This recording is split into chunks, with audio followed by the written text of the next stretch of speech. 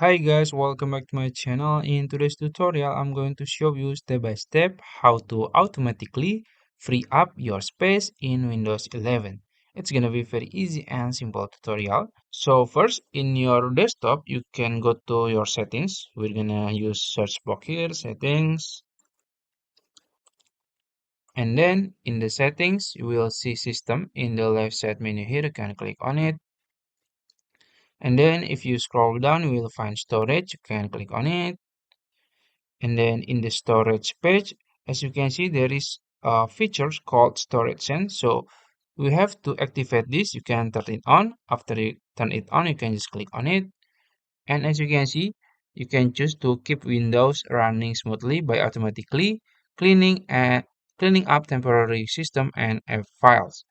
So you can choose automatic user content cleanup. You can turn it on, and the storage sense runs when this space is low.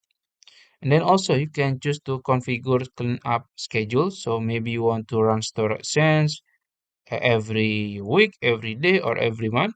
I'm gonna choose during low free disk space. So yeah, and then you can also choose to delete files in my recycle bin if they have been there for over, I'm gonna choose 14 days. And also if you want to delete your downloads folder, if they haven't been open for more than, you can choose, I'm gonna choose never for this tutorial, but you can choose maybe 60 days if you want. I'm gonna choose never, like this. And then also you can choose to run storage and now. And I think that's it. If you found this video helpful, please like this video and subscribe to my channel. Thank you.